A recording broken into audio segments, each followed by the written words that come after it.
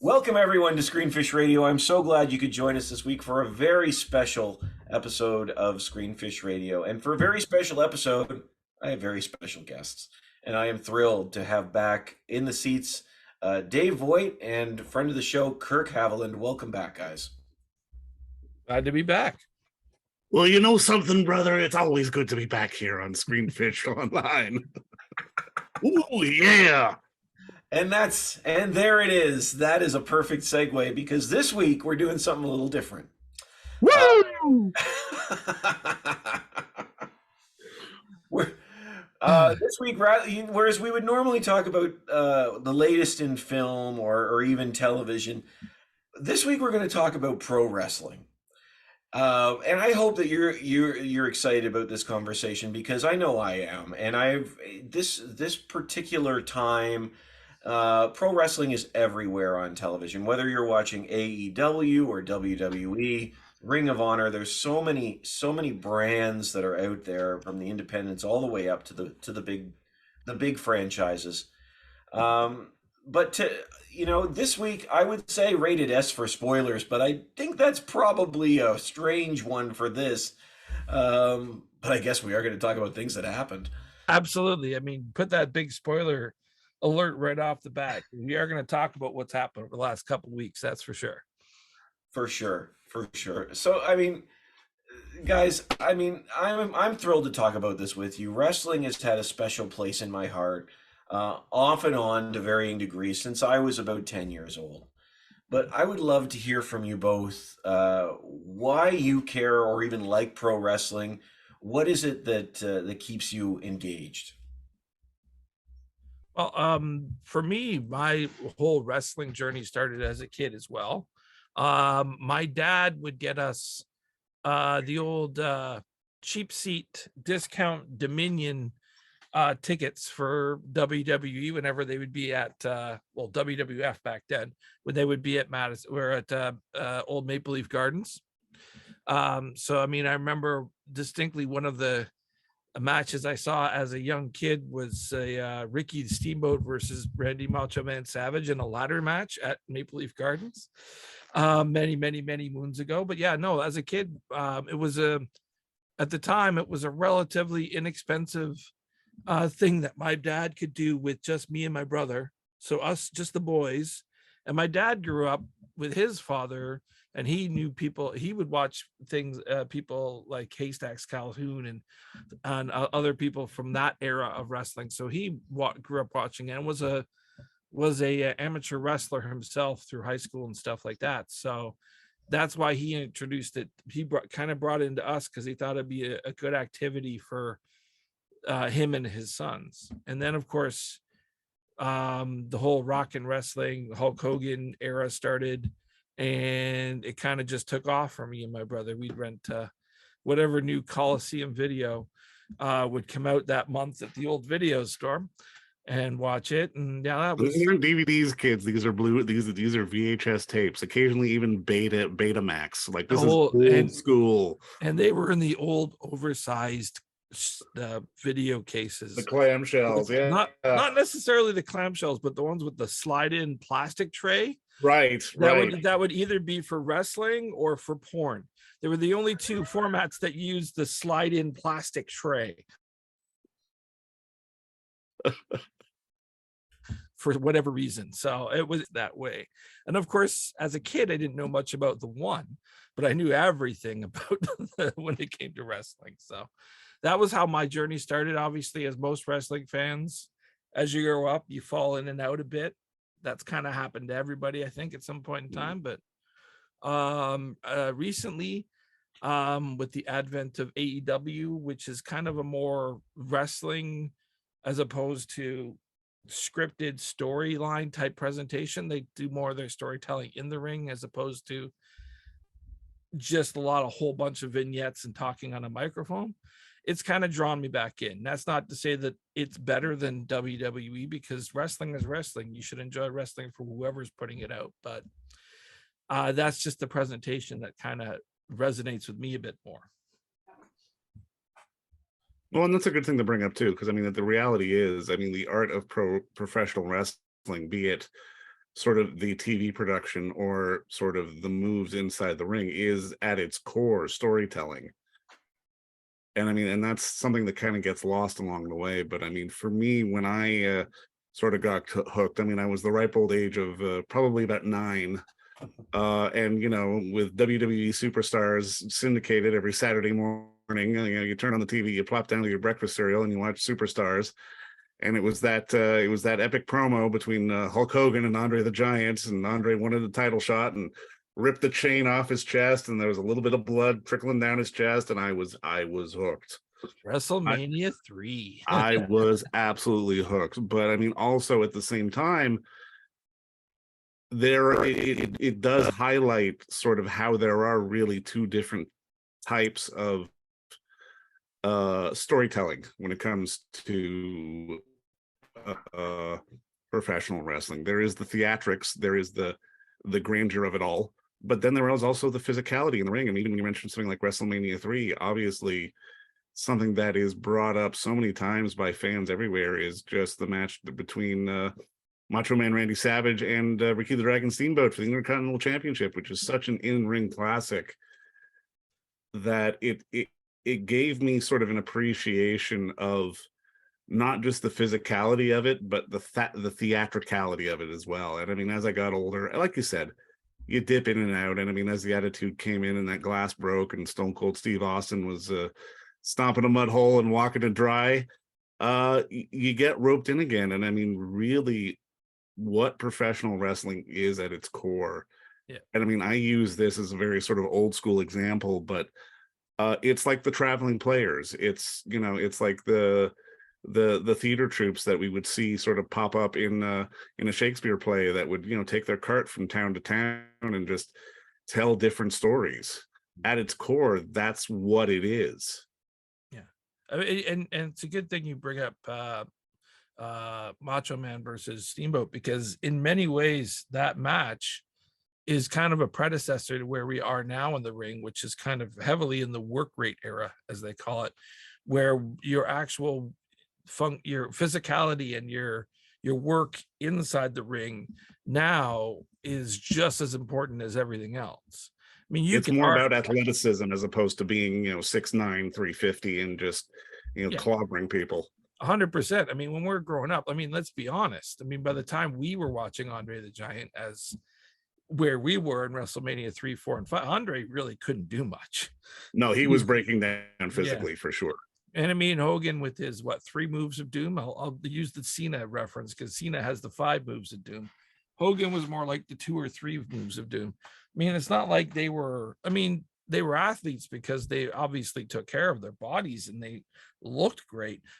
And it's people like, and it's matches like that ladder match that you mentioned that kind of kicked off the work rate, because that and the heavy influence of Bret the Hitman Hart and other guys that were more technical that kind of that grew and impacted this new generation that's come up that are all now dominating the scene.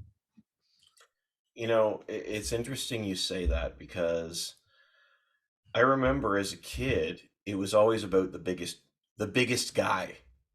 Like this was sort of, in many ways it still is, but it's evolved. Yes, that's fair. It's interesting because that is a philosophy of people. Like, I know there's been a lot of talk of Vince McMahon wanting to hire and anybody that's 6'9" and get rid of everybody that's smaller. There's one of those conversations you hear about online, because that's his argument. But it has changed.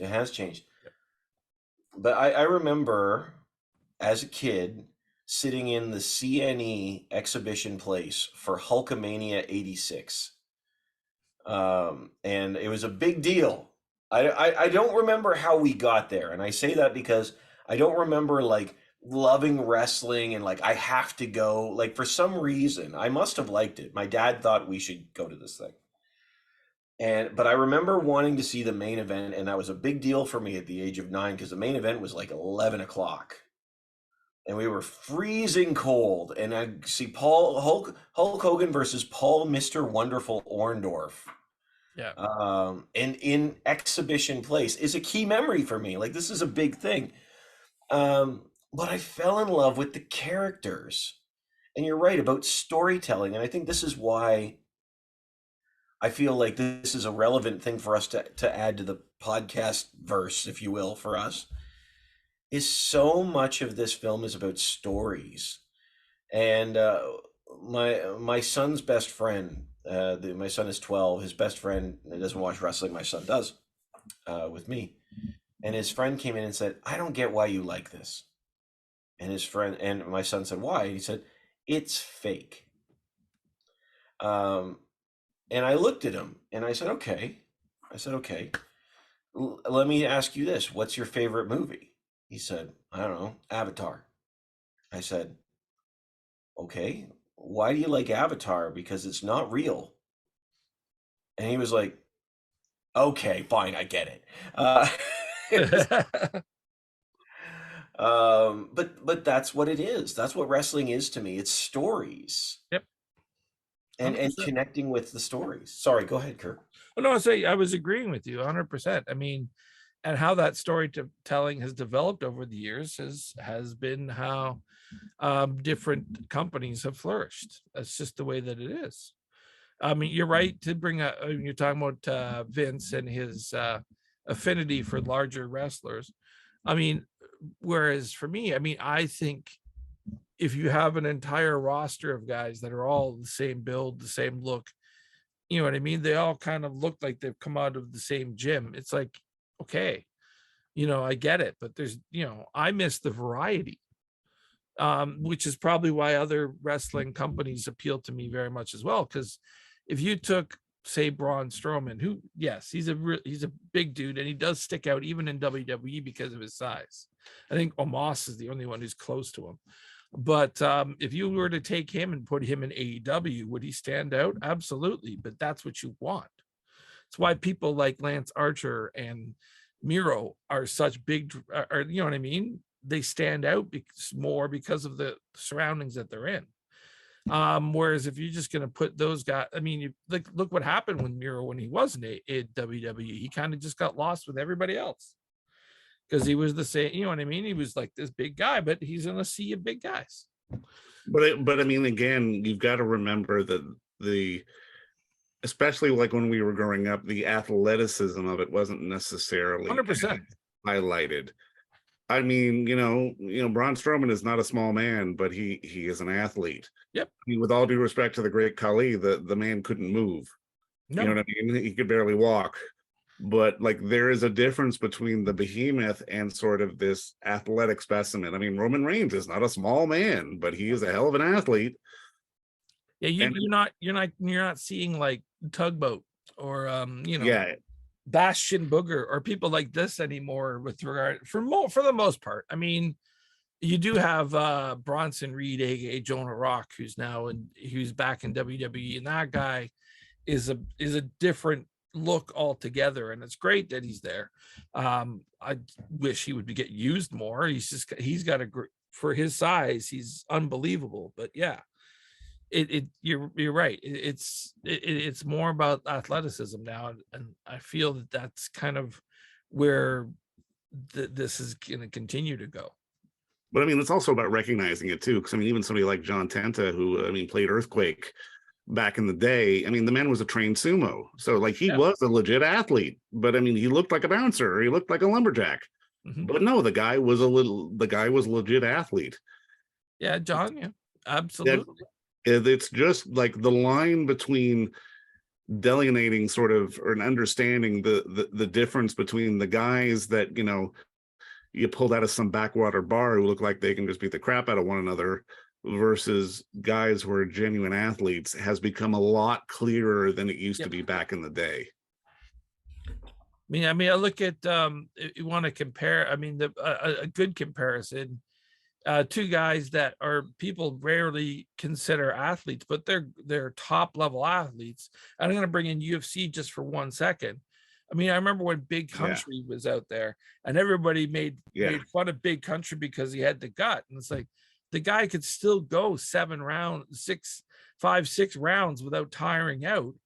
You know what I mean? And submit guys. And Kevin Owens is of that same ilk.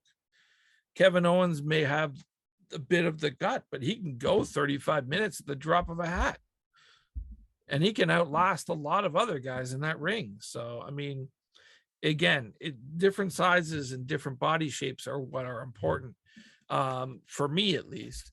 And, you know, it comes down to what they're able to do as athletes. And But I mean, I'm glad you brought up UFC as well, because I mean, there is a reality that people tend to forget about. I mean, like professional wrestling, no matter what company you watch or how you follow it, is very much a combat sport. It is a predetermined combat sport, but it is a combat sport. But there is still an art of storytelling in the art of the fight.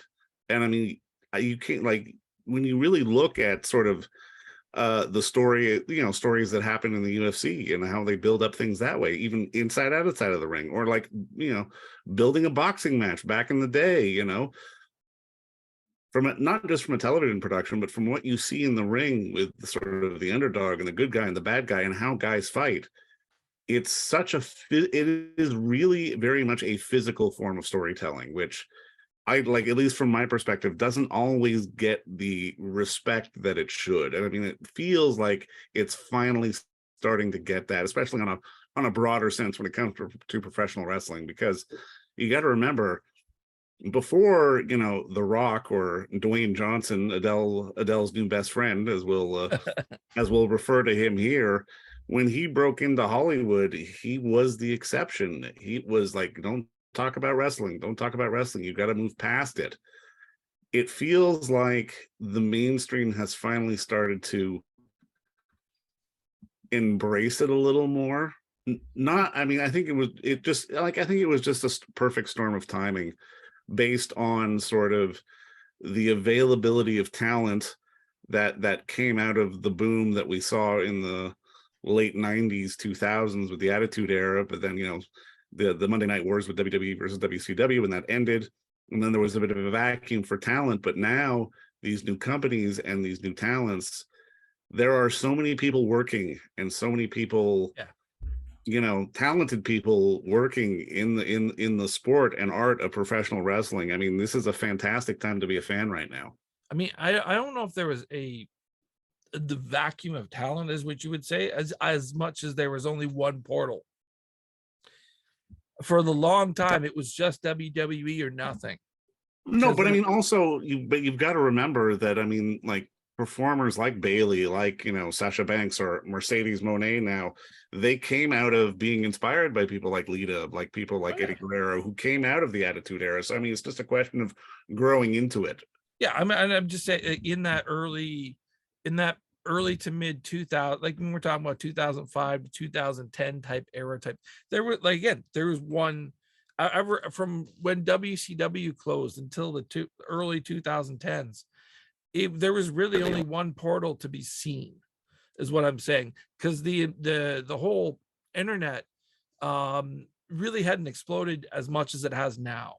So there wasn't alternate ways to watch wrestling unless it was on TV.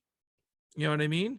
So you had like companies like RH and stuff doing stuff, but you were really only getting that, and if you were really following it. For the more casual fan, it was WWE or nothing. But 2010s came along, internet became much more fruition, YouTube became a thing, and then now you started to learn and see about all these other wrestlers that had been toiling away for years, because they were getting exposure through other means that weren't WWE. And I think the reason why we're probably just right now on the cusp of a new wave of wrestling explosion, because I think it's right there, is because of internet culture and because of the inflect on the internet on what we're seeing now. Because now you have WWE and you have AEW, which has come along, but GCW, which is a small indie that 10 years ago nobody would have known who they are now becoming a player. You know what I mean? People know what New Japan is and can regularly watch it at home. 10 years ago, you only saw New Japan in magazines. And I mean, So part of that really does speak to just, I mean, why we're here right now talking about this, because given the demand for content out there in the world, and I mean, you and the three of us have always talked about it in various forums, just with the streamers and just the need for like programming for the eyeballs. In the past, professional wrestling was usually based as being sort of a touring event, as like the circus that would come to your town and yada yada yada. In the past 10 years, five, maybe even less, it has really shifted more into being a television product. Because when you look at the amount of hours that somebody like a WWE produces, somebody like even a company like AEW, even a company like Impact, there is such value in the amount of hours of programming that these companies are making every month for relatively reasonable costs, that have turned professional wrestling into sort of more of the juggernaut that it is today. yeah, and Steve can talk to this because you've got kids. Then this next generation doesn't consume media the way that we do. Oh, It's yeah. no, go ahead. Finish your thought. I'm saying you have kids, you should know. I mean, how much actual television or cable television do they watch? That is a fascinating question because the truth, somebody asked me that the other day. They were like, "So I guess you," I say it was my nephew. So I guess YouTube's taking over for your kids. And it's me saying, okay, we're gonna watch Netflix now, or we're gonna watch Disney Plus because they're just like YouTube clip, this guy, this guy, this guy, this guy, boom, boom, boom, boom, boom, and narrative storytelling takes 45 seconds now. Yeah. And it's just constant. Well, And it doesn't, but I mean that's kind of the point. But yeah, well, no, but that's what I'm saying. Like for them, YouTube is life. That's just how they consume the world, is short form. but I mean that also speaks to just sort of the magic of a storyline like what has been happening in the WWE, which is why you brought us here in the first place with the Bloodline and sort of and the rise of Sami Zayn and just sort of the emotionality that this sport has managed to sort of generate again in the casual audience, not since arguably Steve Austin kicking the crap out of his boss on TV, or kicking Booker T's ass through a supermarket. But I brought up that's narrative storytelling right there. That's a different type of storytelling, man. That is an awkward watch. It's fun, and it's one of Booker T's favorite matches. So I mean that takes a little bit of it off, the sting off for me. But yeah, it's so ridiculously a thing of its time. But I bring up YouTube specifically for a reason, because it really actually designates the difference between what wrestling was and what wrestling is now. If you go to WWE's YouTube page, they're specifically targeting your kids. All of their clips are, 90% of their clips are 5 minutes or less. Yeah. And it's just excerpts of the show. Then you go for something like AEW, which is producing hour and a half long shows of wrestling for YouTube. And it just speaks to the difference between the storytelling focus for those two companies. I'm not saying either one is wrong. I'm just saying you can clearly tell where their target audiences are. And that's great for fans because you get to pick which one you want.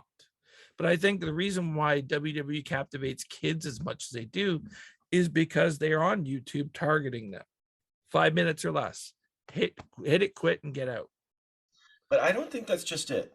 I don't think that's just it, Kirk. I could be wrong. No, I could be wrong. I'm the one without kids. You probably have a better idea.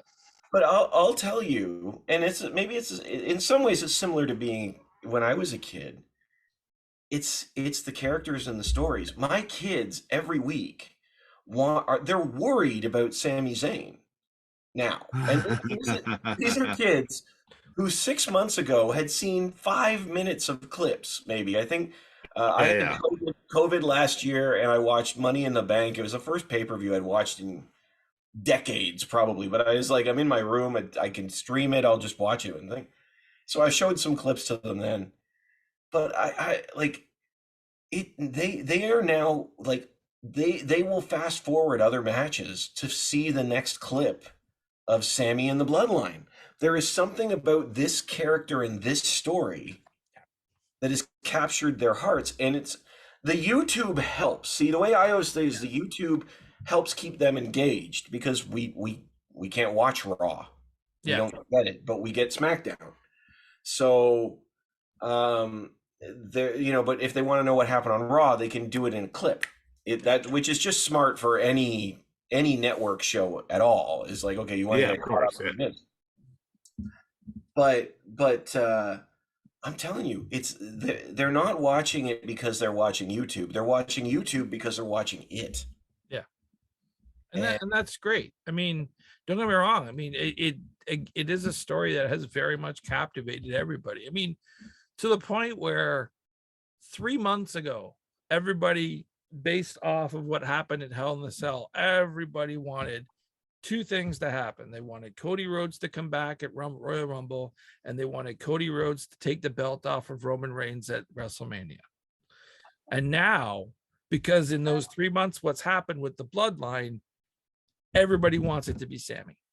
And everybody has forgotten about the whole Cody Rhodes buildup. Until this Monday. But I mean, that's another debate for another time. But it's one of those things where, I mean, you should probably put a link, like, I mean, there's going to be a YouTube clip of it somewhere of just sort of the complete history of the Bloodline. There actually is. I just found it on the WWE YouTube page. No, but I mean, just as a reference for people who don't quite understand what we're talking about. Yep. And to be able to see the buildup, it's an epic kind of storytelling that has kind of been forgotten. And I mean, in the reality, the story is so simple.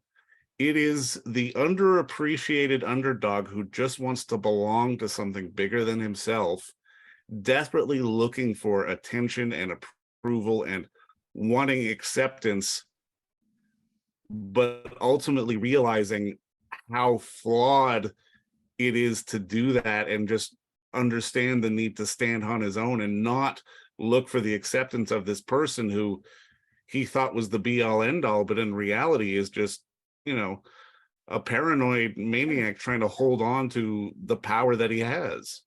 I mean, and you think about it too. I mean, there's so many ways this could have gone differently or could have gone wrong.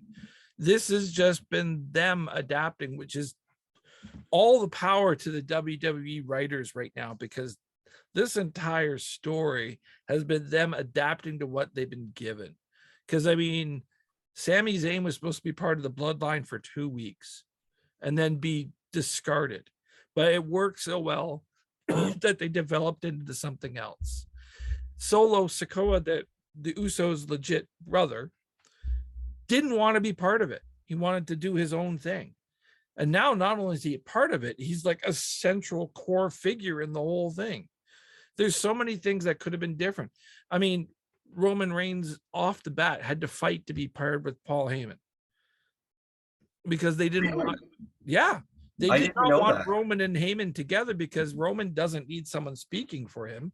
And they thought it'd be a waste of Heyman to have him together with Roman. Roman had to fight for it and say, listen, if I'm going heel finally, I want Heyman to be there. Yeah, they both did. Yeah, it's true. And Heyman has helped Roman structure this character so much. Like, this is a 50-50 partnership between Roman and Heyman, what this character has become.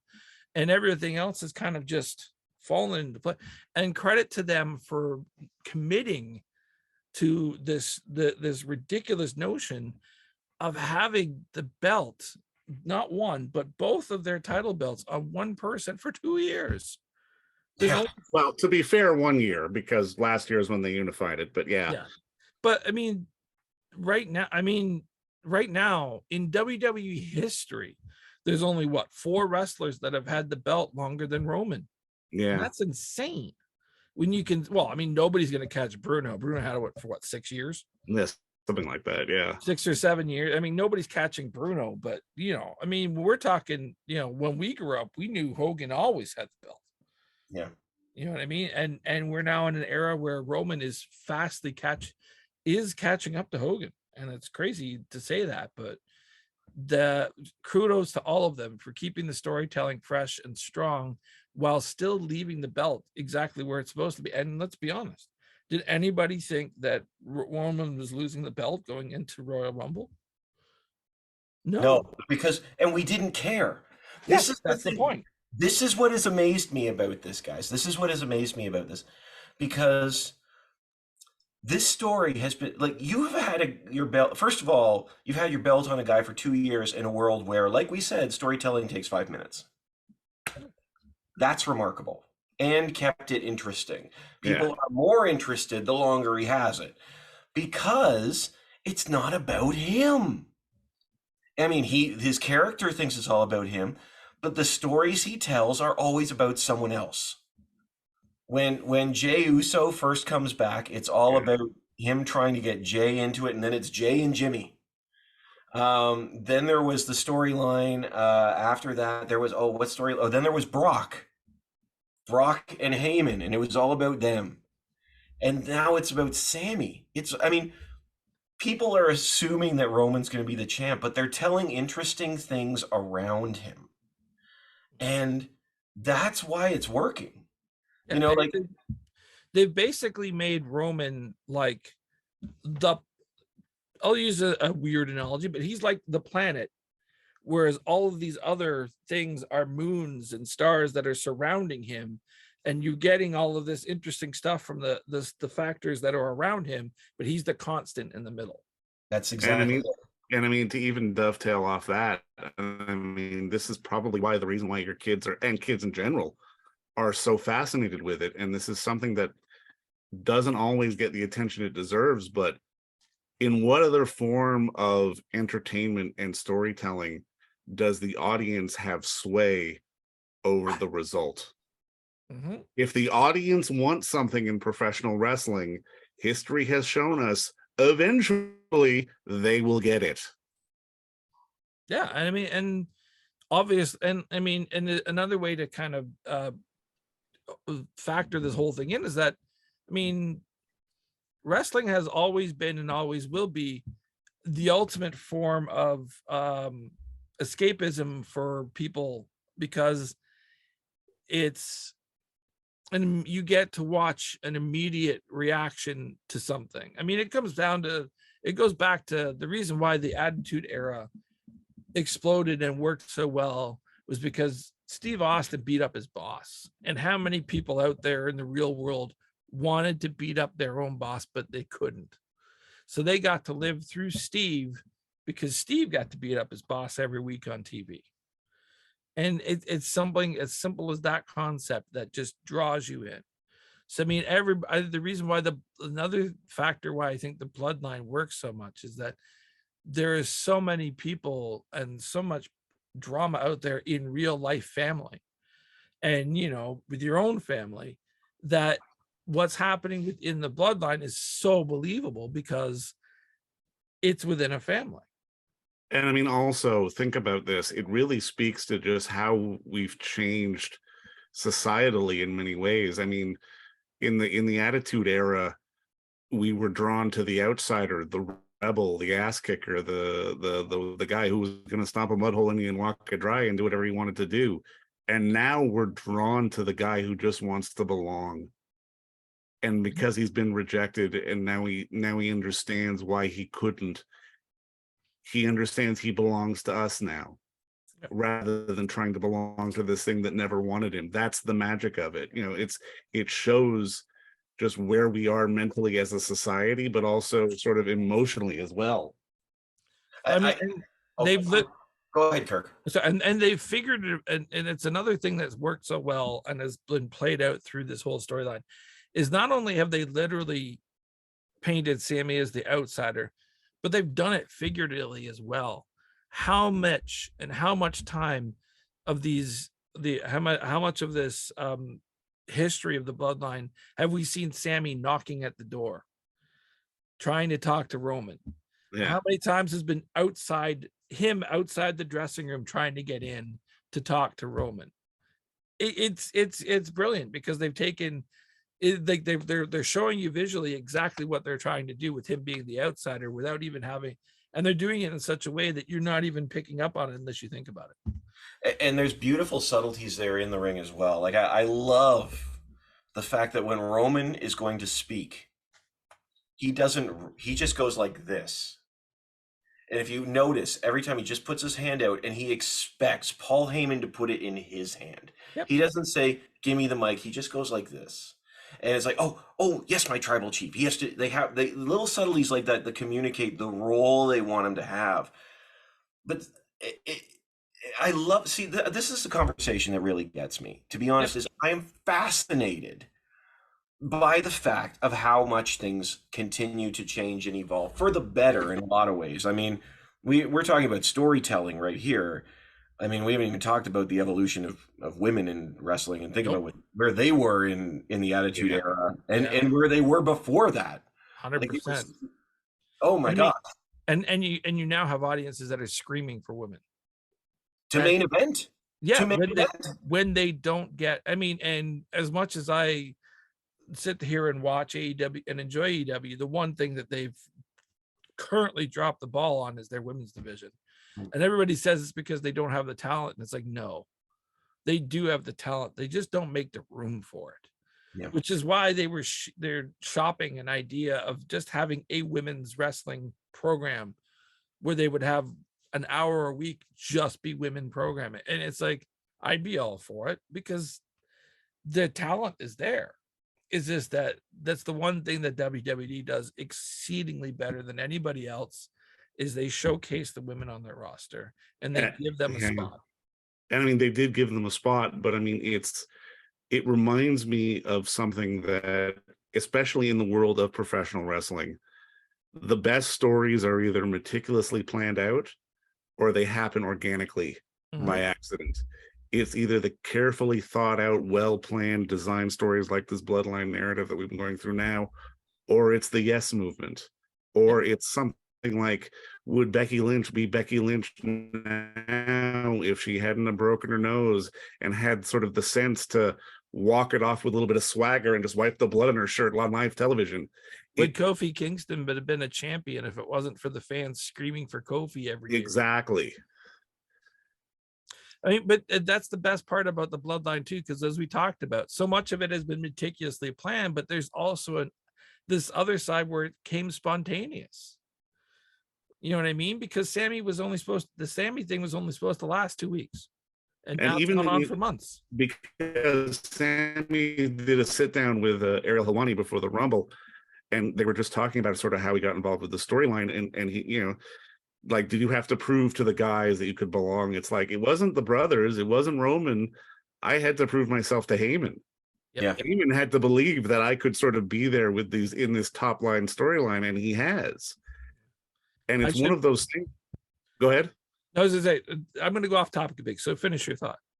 No, but I mean, it's a reminder of how, as much as professional wrestling is, okay, fake or predetermined is probably the more adult term to put to it, the performers have so much more control over, you know, their own personal realities. Because I mean, here's the thing: if you're scripted to do XYZ on Monday Night Raw, and you do X and Y, but you do Z a little differently, and it goes over like gangbusters, you're not going to get in trouble.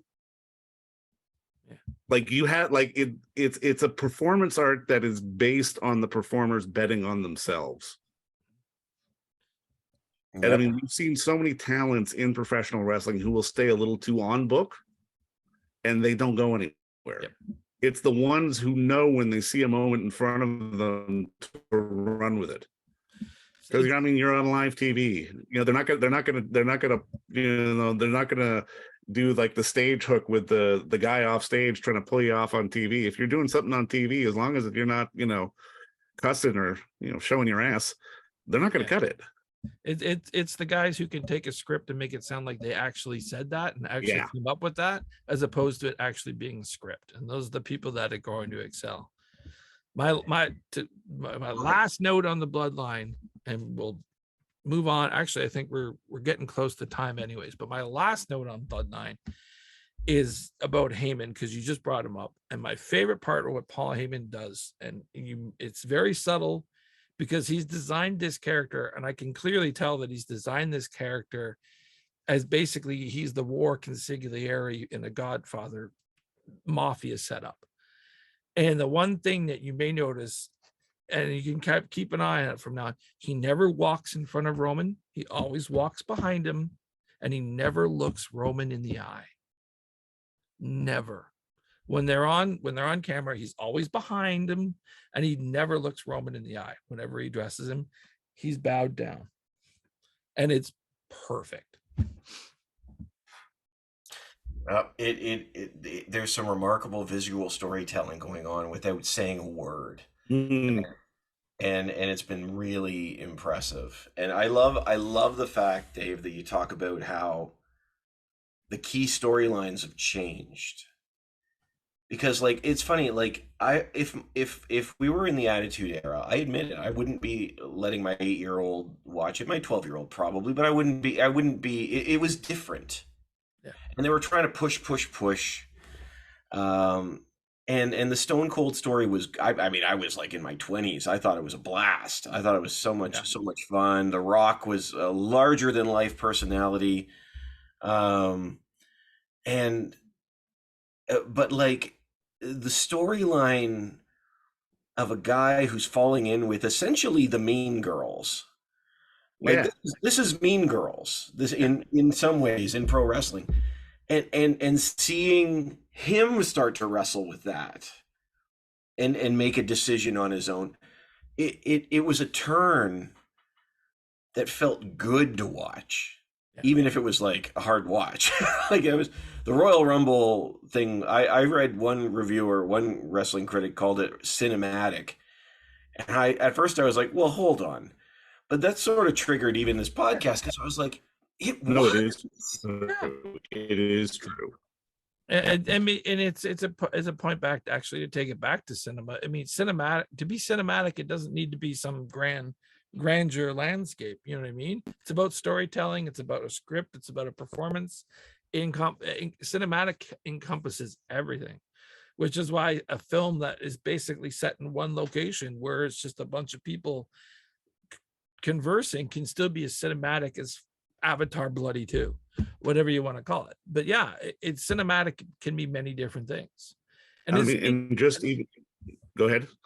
I was gonna say, it speaks to the circular nature of wrestling as well, because you were talking about the Attitude Era. The Attitude Era was a response to what WCW was doing, which is very much family-friendly entertainment.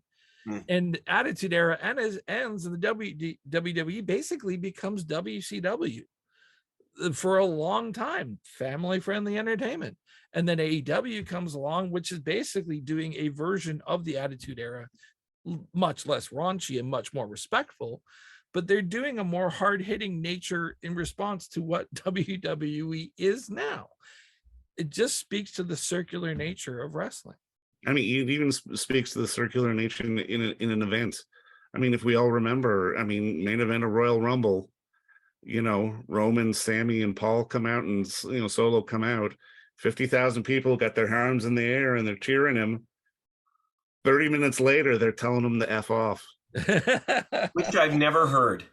I mean, not since the Attitude Era have I heard a response like that from the crowd. From a WWE crowd, perhaps. From a WWE crowd. But it was authentic, and it was visceral. It was a very visceral reaction. It was unbelievable. And I remember my kid went, "What are they saying?" And I said, "They're saying something bad to him." I might even hearken to that. Might be the most visceral and natural reaction I've seen since Miz Girl. Since what? You're not familiar with Miz Girl? You need to look that up. There is that when the Miz won the actual heavyweight championship, there was this girl in the audience that was so pissed off about it. She was like the scowl, pulling this huge scowl. She became, and the TV kept cutting to her.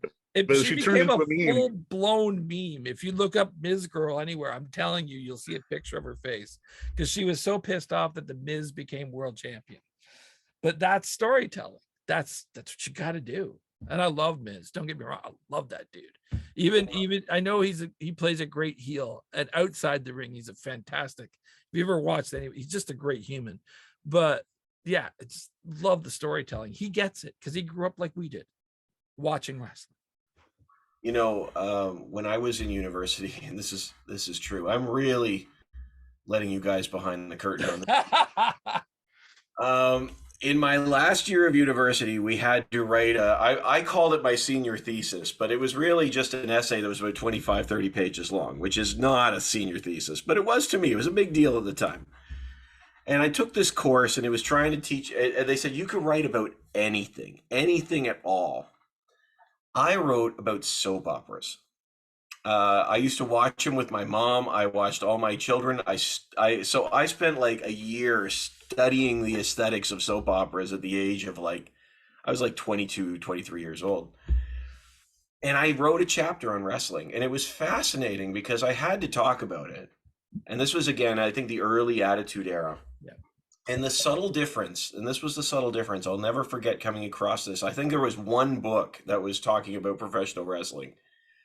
It said that in soap operas, the event happens and it leads to what people care about, the aftermath. Because people in a soap opera, a thing happens, someone is murdered, there's a poisoning, there's this thing, and then people want to know where the storyline goes. But in wrestling, it's actually the opposite. It builds and builds and builds to this, to this moment. Which I think is a fascinating I'd like to explore the psychology of that, not necessarily here right now, but I mean just in general. I'd like to explore that because that is how wrestling works. Yeah.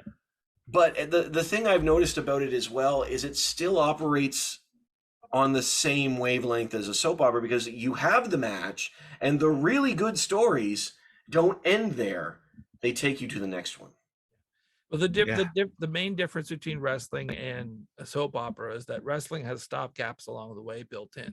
Those are premium live events or pay-per-views. So if soap operas had, like, say, a primetime special every 3 months, you'd probably see their story. Sweeps month, Kirk. They have sweeps month. But still, you'd probably see them build into that. If they were more segmented along the way, you'd probably see more stories built in to hit those peak points. But that's just that's the main difference. It's funny you mentioned university because when I was in university, I wasn't watching wrestling until something happened too. So I won't get into that story, but another time perhaps. Well, I mean, this is so much fun. I honestly, I'm really into the stories right now and the way and everything that we're talking about. Even, I'm not into AEW, but I see what they're doing, and I'm like, you know what? Good for them. Like it feels it's WWE needs competition. They do, to stay relevant. Well, I mean, look at where WWE was 3 years ago before AEW became an integral thing. Their storylines, I'm not going to lie, they were dull, they were uninventive, and it was the same thing week after week after week. 3 years later, and we're talking about vastly rich and fascinating storylines. And I'm sorry, but that's born out of competition, because they need to do something to take viewers away and engage people from their competition. So competition breeds excellence if you allow yourself to feel like you need to outperform, and that's key. I mean, WWE right now is way better than it was when there was no competition, hands down. And you can watch AEW, you cannot watch AEW, but you better be damn glad that they're there, because they're making everybody else raise their game. Well, it's interesting that I think you're right. I think competition is key. I do think it really took off. I mean, the Bloodline storyline's going on for 2.5 years, but I really think it took off when Vince left. But that's another story. No, for sure. I think that helped. But I wanted to ask you before we run out of time, because I know we're getting low on time. Heroes and villains. I'm just wondering because we've seen different iterations over the time, whether it's Stone Cold, Sami Zayn, Hulk Hogan. Mhm. I'm just wondering for you, where do you think we are now with heroes and villains in pro wrestling? What defines them anymore? Or is that a fair question?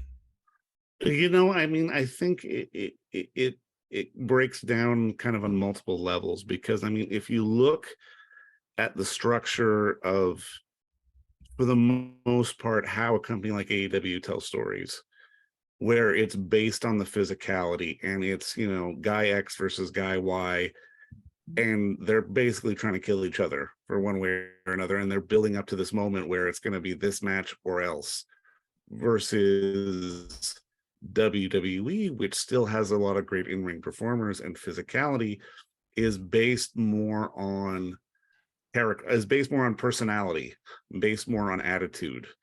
It's all still shades of gray, but I mean, it's a question of who do you like, who do you not like. I mean, if you're watching something on AEW and it's like, oh, these guys are having a great match, but oh wait, that guy cheated. Oh, what did I ask? I don't like that guy. He's the bad guy. Versus something like on WWE where it's like, oh, well, this guy just annoys the hell out of me, so I don't like him. I think from a perspective standpoint, that's where the difference lies, if that makes any kind of sense. I also think we've kind of re-entered an era of like we were when we were kids, because back in the 80s, early 90s, before Attitude Era, there was clearly delineated good guys and bad guys, and rarely it became a thing when a guy turned on somebody. You know what I mean? Whereas you get in the Attitude Era, and it was literally just a whole bunch of tweeners. Good guy, half good guy, half bad guy, not really a good guy, not really a bad guy. You know what I mean? Austin was the anti-hero. He was never just the hero. You understand what I'm saying? He would fluctuate back. I mean, I think the biggest example is the Big Show. I mean, you never do from week to week whether the Big Show was a heel or a babyface, a good or a bad guy. The guy, I think in 1 year he switched between good guy and bad guy 12 times. But that was just an effect of the era. We're now back in an era where we have more clearly delineated baby faces and heels, which is the wrestling terms for people who don't know, for a good guy and a bad guy. And we have more, it's been more delineated. I mean, look at AEW, for crying out loud. The bad guys enter through one tunnel or one side of the stage, and the good guys enter from another. Really? TNA Impact used to do the same thing. Yeah. So, I mean, we've entered an era again, which is more of a harkening back to where we came from, where the good guys and the bad guys are more clearly delineated. And when people switch and turn on somebody, it becomes this thing that we as an audience, majorly pop for, which is why when Sammy took that chair and he hit Roman in the exact same place, in the exact same manner that Seth Rollins hit Roman, don't think that wasn't a coincidence. Yeah. The crowd went nuts. And I remember, like, the other thing with pro wrestling is that even if you are sort of tagged as a heel and you do bad guy things, if you're telling your story so well, the crowd will start to love you because you're just doing such a damn good job at being a bad guy. I mean, even just at the end of that Royal Rumble with Roman coming in, I mean, they were cheering him. He was over. They loved him. 30 minutes later, they did not love him. And that really is the art of the story. And that's a universal thing too. You can look at the perfect example in AEW would be the Jamie Hayter story. Yeah, that's true. Yeah. Jamie Hayter came in as a henchwoman for Britt Baker, who was the main heel, the main villain at the time, but people love Britt Baker so much because she's such a good such a good heel. But people started to appreciate Jamie and what her work was doing so much that they turned her babyface and they made her champion. And she's now the champion only because the fans demanded it. See, I mean, that's how you keep a heel run going, basically. Like if you're getting over so much and then you flip it around that's how the story keeps going. I mean, I was worried about the Bloodline story, thinking like, oh, this may actually fizzle out by WrestleMania. But with the reaction that they got at the end of the Rumble, I'm like, no, they can drag this out for quite some time still. Yep. Yeah, it's fascinating to me. Like Roman, for example, and I remember when this happened with Taker, because Taker was a mega heel when he first started, and then everybody fell in love with him, and then all of a sudden they did this awkward babyface turn at first, where it was like, he's good now, and we can cheer for him, but it was sort of like, but he's not real. It was weird. But like with Roman, and it was funny because I had to explain that to my 8-year-old. I'm like, he's the bad guy, and my 8-year-old's coming out going like this. He's like, he wants, because of because he said, or what was it? During the Royal Rumble, it was before the Royal Rumble, LA Knight made a comment that he was the biggest superstar in WWE. My 8-year-old is sitting on the couch going, no, that's not true. It's Roman Reigns. It's not you. It's Roman Reigns. And I'm killing myself laughing. And that's one of the reasons I've had so much fun with it. He's emotional for it. Yeah. But I'm like, and I keep telling him, like, Roman's the bad guy, buddy. So it was interesting watching the finale with him, because like, he really is. Like, we see Roman's true colors, because it's kind of funny and silly up until that moment, right? Like he's so good at being bad that you forget that he's supposed to be bad, and they're pounding away. I think that was the whole point of the length of the segment. People say that segment was long. The point of the segment with Kevin Owens is it's supposed to be long and hard to watch. Yeah. This isn't one chair shot. This is like, no, watch this. No, we're gonna make you watch him get maimed, basically. Yeah. And which shows again, and Roman's the one saying, go. Yeah. Go. And that's when you crying? Go. There's no crying. Go hit him.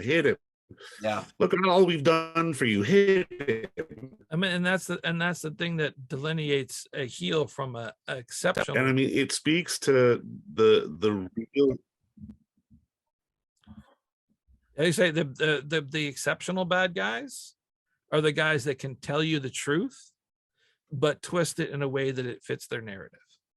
Like Paul, like Heyman. They did it on Monday night beautifully. The Cody Rhodes segment was that promo actually made me give a damn about watching Cody and Roman. Yep. Like I said, you're not speaking any lies. You don't need to lie to the audience, but you've twisted the truth to a certain point that it fits your narrative, and everybody can see that it doesn't fit their narrative. Yep. And that's what makes a heel exceptional. Well, guys, this has been a joy and so fun. And I honestly, like, I'm not gonna lie, if we decided one day we were gonna do a wrestling podcast, I wouldn't fight you on it. No. To everyone who's listening, if we went to Inside Baseball, we apologize to you. Yeah, a little bit. Hell, if everybody who's listening, if you want to hear a wrestling podcast with these three old dudes talking about it, let us know. Well, there it is. Right in the comments down below. Now, normally now I would screen it or skip it. I'm not going to do that for this, because this is a little different. So for screen it or skip it this year, or for this episode, not this year, for this episode, I give you one question. Should Sami Zayn and Roman Reigns headline WrestleMania? Go. It's not an easy question, because I love Cody and I love what they've done with his return, and that Hell in the Cell that gives so much fuel. Just the visual with the torn pec and everything. There's so much storytelling you can do, but Sami is ultimately what you need to do with Roman. I think now more than ever, Sami has to be the ultimate downfall of Roman Reigns. Now, I don't know whether you take off one belt and you divide the belts and you have Sami with one and Cody with the other, and Roman's left with nothing. Maybe that's how you do it. Maybe because it is a 2-night WrestleMania again this year. Yes, if I'm not mistaken. One night Roman has to face Cody for one belt. The other night Roman has to face Sami for the other. And But Roman see, walks in with everything and walks out with nothing. I'm with you to a degree, because you said something very telling, and I think it's the key point. Sami has to be the downfall of Roman Reigns. Yep. This is true. Sami does not need to win the championship to do that. Fair enough. You're right. You're right. I mean, so there is that aspect as well. And I mean, even Sami himself in that Ariel Helwani interview said, he goes, he even said himself, he goes, I don't know if I'm the right mold of a person that WWE is going to want as their champion. And he has said that. So, I mean, I think he's giving the company a way out, so that he's kind of saying, listen, I don't necessarily need to be the champion because I know you don't see me as the champion. No, but again, also here's the thing. At the end of the day, who carries the belt and who doesn't carry the belt, at the end of the day, it's a prop. It's a prop for the story. But I think the real thing that will tell the truth is the audience, because it'll be who the audience wants to have that belt. And right now, the question is, does the audience want Cody to have that belt, or do they want Sami to have that belt? And I think ultimately that's the only question we need to get the answer to. Okay. But also, like, in the history of the business, the people who really get over and the people who make money and the people who have genuine longevity are the people who don't need the belt. Yep. At some point, talent elevates themselves past the need for having a championship. True. But I mean, I think Sami is right at that brink. Yeah. But again, you can also reference Daniel Bryan or Bryan Danielson when he was in WWE, or Kofi Kingston. These were people that were willed into championships by the audience. So there's that aspect too. But again, it was them aspiring for the championship. As much as Sami has challenged for the belt, at the end of the day, he even said, I never wanted anything from you. I never wanted the belt, but now I do. Even if he doesn't succeed now, his hatred has gotten himself to the point where it's like, I don't think it's about him winning or losing. It's about Roman losing. I mean, absolutely. And to your point, to your other point, can you name off the top of your head how many times the Undertaker was the champion? Because I can't. About 6, I want to say. But does it matter? No, it doesn't. No. I think we got another audience member. We do. This is Jossie. Jossie is my Bloodline member here, so he's appropriate here for the finale. I tell you how I'd book it. It just doesn't figure that. Actually, Jossie, here's a question. Do you think? Okay, come here for a second. I'm going to put you on the internet again. Come here. Do you think that Roman Reigns should fight Cody Rhodes or Sami Zayn at WrestleMania? Cody? Really? I'm shocked. Instead of Sami? Why is that? Well, that's a fair guess. All right, there you go. Okay. Now here's the right answer. No kidding. No, here's how I would book it. I'm actually shocked he said that, because he literally walks around going like this. They've talked about splitting the belts. I would split the belts, like you said, Kirk, both nights. Sami night 1, Cody night 2. Roman keeps the SmackDown belt on night 1. This is how I'd book it. Maybe from an interference by, well, actually, I mean, it depends what they do this week or not, but interference by Jay. Okay? The second night, Roman loses the belt after interference by Sami. Keeps the story going, and then you can have him win the tag belts. I know people are saying, oh, the tag belts, you can main event the tag belts with Kevin and Sami against the Usos. I don't see that as a main event match for WrestleMania. See, for me, and I don't mean to cut you off, but you brought up an interesting point. For me, it would be first night would be Cody, and he takes one belt, thanks to the interference from Sami. The second night, Roman faces Sami for the other belt, and Sami wins because of interference from Jimmy. You mean Jay, but yeah. Well, Jay, yes. It's hard to tell which one is going to flop on that thing, but yeah. That effectively spins the whole Bloodline story off in a different tangent altogether. Well, I've got even another option for you. I don't think Sami should win the belt. Obviously, I think Cody should win and take one belt if they do split the belts. Yep. I think the one person who really has to be the one to get the definitive pinfall on Roman is Jay, because Jay was the one he was torturing 2 years back, and just that whole story. And he's the conflicted one who walked away. I think if you do that, you have Jimmy come with him at some point, you have Bloodline Civil War, which can go for another year. Yeah, I think the whole key to this is going to be Jay. And I think they're smart enough to realize that the key to this is going to be Jay, because that's why they spun him off and they didn't have him on TV, and they're drawing it out. I think the whole key to this playing out will be Jay. And remember, like on TV, they've been setting it up that they're going to be defending the tag belts separately now. So they're setting it up for them to lose either, by some nefarious means or not. But I don't think this story hinges on Sami getting gold. I really don't. I agree 100%. It hinges on him making sure that somebody else does. I could see them spinning off Jay and Sami as a tag team and having one of the belts, whereas Jimmy and Solo have the other. But yeah, I understand. Because what hurts this character of Roman more, that this weirdo that they brought in takes the belt from him in some fluke fashion, or that his family betrayed him and took the one thing that mattered to him more than anything else, his position at the head of the table in the island of relevancy. See, this is why I love wrestling. Yep. Telling you, this is great, because and this is how you know it's a well-told story. All of these are good options. Yeah. I think Sami's right. I don't think Sami needs to be the face of the company. I think Sami needs to send a message. And if he just loses at Elimination Chamber and then it's like, now we'll turn on to Cody, the story's not over. This is too good a story. And they'd be fools to let it go.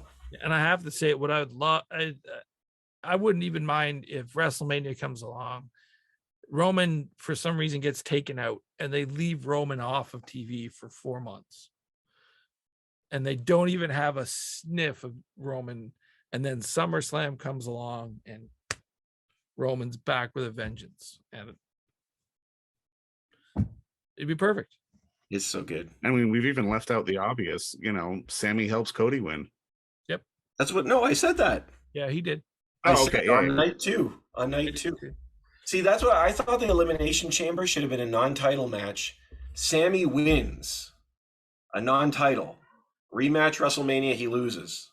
That's but they're going right for the title. So I don't know where they're going to go with it. He will win by disqualification, because it'll be a jump. Something will happen. Right. That could be. It could be. Guys, this is so He'll much get the fun. win. He won't get the pinfall, but yeah. He gets the win, but not the pin. There it is. Right there. This is so much fun, guys. Plug your stuff. How can people connect with you, find your stuff? You might as well go, Dave. I think you get more stuff to plug than I do. Well, as always, you can find us over at In the Seats, where we talk about pretty much everything that the moving image has to offer. Now including professional wrestling, obviously. Reviews, news, interviews from all across the world, cinema, television, you name it, we've got it. And plus, please find us over at our companion podcast, In the Seats With, where I sit down with a wide-ranging variety of industry professionals, and I pick their brain about current projects, state of the industry, and so very much more in a light and conversational fashion. And we're over at pretty much every podcast platform you can think of. As well, we archive all of our episodes over at our In the Seats YouTube channel. So go give us a like and subscribe across the board, because we really would appreciate it. Yeah, for me, you can reach me, Movie Junkie TO, Twitter, Insta, all that stuff, all under the name Movie Junkie TO. And yeah, Don't have a lot of other projects that I can talk about right now, but I mean, there's some stuff on the horizon. Hope to chat with a lot more people soon. Got my brand new audio set up here, so I'm looking forward to breaking it in more. And yeah, but obviously I also contribute to In the Seats as well. I'm kind of the Disney guy there, so you can see me do some coverage for Disney over there as well. Love it. I love it. Thank you guys so much. This has been so much fun. I really do appreciate it. And as well, as always, you can always find us wherever podcasts are available. You can, we have lots of interviews with as industry professionals as well. And we have Screenfish Radio, where we try to be weekly, talking about the latest in film, television, and apparently wrestling. And Ooh, yeah. ooh, yeah. And I will say, my kids know him as the guy from Spider-Man, but that's a whole other story as well. Bonesaw. You can find us on YouTube. Like and subscribe to us. Just search up Screenfish on YouTube. You will find us there. And if you go to the podcast page at screenfish.net, you can download Fishing for More. Small group questions to get you started. Help you get this conversation started where you are. Guys, thank you so much. As always, I love chatting with you. And for you at home, we started the conversation. This was Screenfish.